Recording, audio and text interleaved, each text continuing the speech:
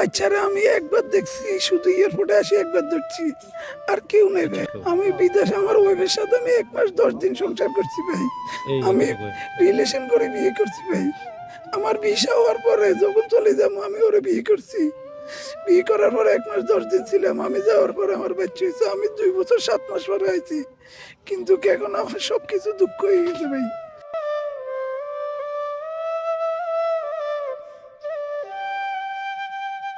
ছোট একটা জানালা ছিল, আমি বাইরেছি, বাইরানোর পর আমি আমার মারে টান দিতেছি, আমার মা আমার নানুরে ধরে রাখছে, আসতেছে না।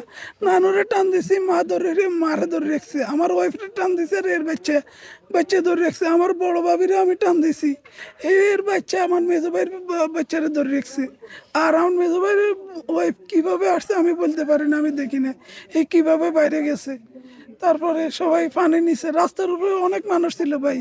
আমি ফা ধরছি, আসেন ভাই একটু নামেন, নামি একটু ধরেন, কেউ আসে না ভাই, কেউ আসে না। দুই আসো সবকিছু ফ্রেশ করে আসো, কেন বাথরুম আছে, বলতেছে না লাগবে না। আমি নিজে গাড়ির থেকে নামি ওরে বলতেছি চা খাইবে না কফি খাইবে, ও বলতেছে কফি খাবো। আমি কফি নিয়ে দিছি, বাদাম নিছি একটা, পানি দিয়ে বলতেছি এটা দিয়ে মুখে ধুয়ে নাও। এই পানি দিয়ে মুখে ধুয়ে না, এর উপরে বলতেছে আস্তে আস্তে। এক হাতে চা খায়, এক হাতে স্টার্টিং, হেরাতে এক হাতে স্টার্ট দিছে গাড়ি।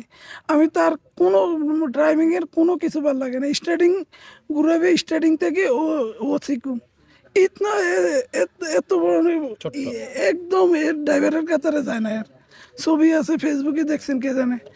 তারপরে সে বলতেছে না আমি আস্তে আস্তে যাবো, আস্তে আস্তে যাবো। তারপর সে এদের দিয়ে একটা রোড আছে, কি নাম জানি, মইফেল থেকে ঢুকছে বাঙ্গা, একদম বাঙ্গা রোড। ওই জায়গা দিয়ে একদম আস্তে আস্তে আস্তে আস্তে আমাদের বসুকপুরের রোড একটা আছে, ওইটা তুটি সুমনি বাজারতে আসছে। আর একটা গাড়ি, একটা কিছু নাই রাস্তার মধ্যে, 120 100 টানতেছে। আমি বলতেছি আমরা চলে এসেছি, আস্তে যাও। আমার শ্বশুরও বলতেছে আস্তে যাও, বলতেছে সমস্যা নাই, অল্প করতে লাগবো। সে ওই জায়গা তো ঘুম যাইতেছে। আমার শ্বশুরও বলতেছে তুমি বিয়ে করছো না, বিয়ে করলে এক হাতে কথা বলো তোমার ওয়াইফের সাথে, এক হাতে ড্রাইভিং করো, তাহলে আর ঘুমাইতো না। বললে না আমি বিয়ে করি নাই। তাহলে তোমার মারে ফোন দাও। আমার শ্বশুরে কয় মার সাথে কথা বলো, কয় না, কয় এরা কেউ জাগো না। কয় তাহলে তোর বন্ধু বান্ধব জাগো না, বন্ধু বান্ধবের সাথে কথা বলো। কয় কে লাগবো না, আমি চলে যাবো, আমি চলে যাবো।